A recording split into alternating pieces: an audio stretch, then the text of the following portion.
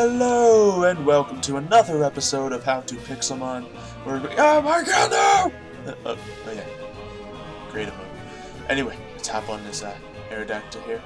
So today we're going to be going over two of my favorite Pokemon, at least two of my favorites to use in teams, which would be Aerodactyl and Archeops. Now, before we go over them, let's just take a look and admire this nice big pink Aerodactyl. Great shiny to have if you can ever get your hands on one, however it is very difficult considering the rarity of fossils. And of course Archeops got the added little saturation to the colors on it. Not a big change, so if you can get your hands on that shiny Aerodactyl, you'll be the envy of everyone. Anyway, there's two things that Aerodactyl and Archeops are good for, and that's speed and physical attack. Now they're very versatile Pokemon, so they can take out a lot of things, and with their speed they can take them out fast. With their physical attack damage, they can take them out in one hit. It all depends on how you train your Pokemon and how good you make it. This is like the epitome of if you EV train it successfully, it'll be a great Pokemon. Now, as I said, the stats are attack and speed. There's some special attack on Archeops, but you really shouldn't worry about that. Aerodactyl is slightly tankier, but has no special attack. Don't really need to worry about that either way. The main thing we're focusing on is Aerodactyl is pretty much the king of speed, and Archeops is the king of physical attack, and they both do well in both categories. So when it comes to Aerodactyl, if you want to make him a really fast hard hitter, you're gonna probably want one of the attack natures over here, Adamant, Naughty, or Lonely. It already has the speed to back those up, so that'll make it so you got the attack to one-hit other Pokemon.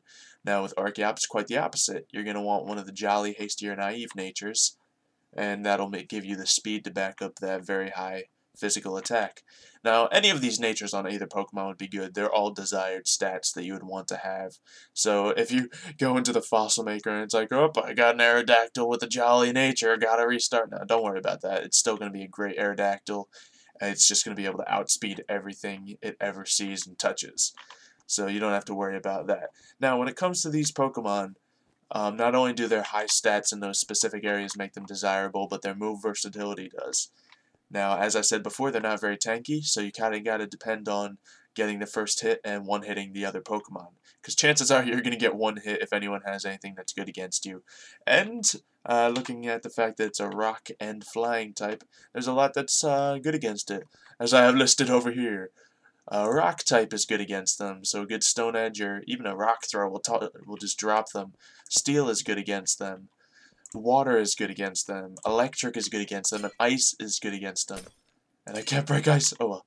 Those are all very good against these Pokemon, so any of those attacks on them will one-hit them most likely, unless it's on a terrible Pokemon.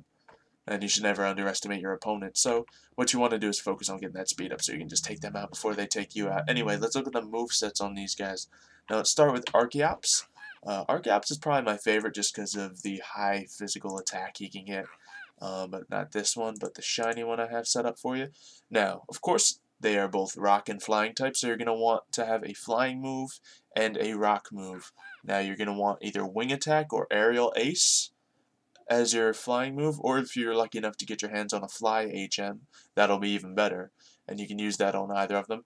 And for the rock move you're gonna want to go with, hold on, let's just put fly on him, boom, and Stone Edge. Stone Edge is going to be pretty much the strongest move you can have on either of these guys. It's going to do 100 power with the stab being 150. With the high stats that these guys have, you're going to floor people. So there you go.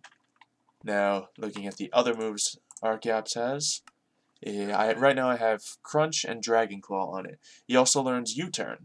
So, what I usually think of training when I'm looking at an Archeops, I would either want to have Crunch or U-Turn. Crunch is a little bit better damage, so it's a little better overall. But U-Turn, also has its benefits. It's really depending on your own team if you need a bug move or you need a dark move. Obviously, they're both good against Psychic.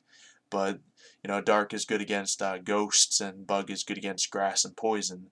So Bug is actually better against more things, but considering you already have Fly to take out the to take out the grass types, it's really up to you what you need on your team, more importantly. And Dragon Claw will, of course, give you the edge over any other dragons. Now, personally, I would probably rather have a separate move than Dragon Claw, such as Earthquake, which these two can also learn. This is another great thing to have because I can counter a lot of the things that are going against you, like the steels and the rock types and the ice. So I'd probably have this as my moveset on Archeops, something along these lines. This will give you some really good moves and good versatility. Now when it comes to Aerodactyl, he has the benefit of being able to learn the Fang moves when you get him out of the fossil machine. Now this would be Ice Fang, Thunder Fang, and Fire Fang. Now personally, I don't think Fire Fang is incredibly necessary. It's only good against a few things, but you can also look at Ice Fang, which is good against a couple more things. It's actually my favorite Fang move, but on an Aerodactyl, I believe the most important one is Thunder Fang. Why? Well, that's because of the weaknesses we were looking at earlier. Now, looking at Aerodactyl and Archeops, they don't have a lot of counters to, say, Water type. Having a Thunder Fang, you will have a counter to Water type. Having the speed of an Aerodactyl, you will be able to hit that Water type first. Having the physical attack, you will be able to one-hit that Pokemon before their water moves even become an issue to you. So that way you can have Thunder Fang to just take out anything that goes against you. Also, it'll take out flying types and all that other good stuff too, but this is not actually the moveset I would want on it. This is just some of the moves it learns. Crunch, obviously, we looked over the benefits of it before. Iron Head, it's good against ice and rock types, so that's a good move to have. But honestly, I don't think Steel is. Those are the only two things it's good against, so I'd probably replace that. And of course, what we need to replace that with is a good old healthy dose of Stone Edge. So, not you. You don't need to learn anything. Except we taught it to you anyway. So we're going to teach that Stone Edge. Probably replace the Iron Head with that. Now we can also we're also going to need a flying move on Aerodactyl if we want him to be best. Now it looks like I'd probably choose one of the Fangs at this moment. And Ice Fang, although it's good against more things, and more things we need to, it'll take out Grass, which we'll have Flying for. And it'll take out, well, a bunch of other things. Ground type, which we will okay, we don't actually have any exact counters to that, but I think Fly is going to be more useful than Ice Fang, and Thunder Fang is going to be better specifically for Aerodactyl than Ice Fang would be. So let's get rid of that, and that would be a moveset I have on him. Obviously, if you need Ice Fang for an ice move on your team, keep it. The best part about having a versatile Pokemon is you pick this Pokemon as one of the last ones you're adding to your team, and round out the moves you need. Make sure you have a couple extra counters, like say you have an ice Pokemon, but it dies early in the battle, and then someone sends out a dragon. Well, then you'd have a second ice move ready on your Aerodactyl to counter that. Or if you need an extra electric move, same thing applies. So that's what's so good about having versatile Pokemon on your team, such as these two. Now, when it comes to the items you can put on them, you can carry through with that versatility you would like, and throw a metronome on them so you can continue using that moves. But on these two, I would actually suggest using the Choice Scarf on Archeops. That will ensure that he's going to always get the first hit, and he's most likely going to one-hit. And on the Aerodactyl, I'd put a Choice Band. That'll ensure that he does one-hit other Pokemon, and he'll most likely get the first hit in there unless they have a Choice Scarf. So that'll make sure you're able to use these two as heavy sweepers as they're designed to be. The only downside is, once you go in there, you throw out your Aerodactyl, you can only use one move. It's probably going to end up being Stone Edge. So you're going to Stone Edge an enemy, and then you're going to be stuck using Stone Edge over and over again. But that's when you could always switch to a tankier Pokemon to reset that choice item. Or just continue using Stone Edge, because it's still a really good move coming from Aerodactyl. I don't care what it's going up against. Same goes for Archeops. Anyway, I hope you guys have been persuaded to use one of these guys on your team. They're both very good. Even if you don't get one of the preferred natures, it's still worth training up, just because of how fast and strong these guys are. So yeah, you just glide away into the sunrise. You go ahead and do that. Anyway, thank you everyone for watching. If you have enjoyed this episode, make sure you leave a like down below and subscribe if you have not already. It really does mean a lot.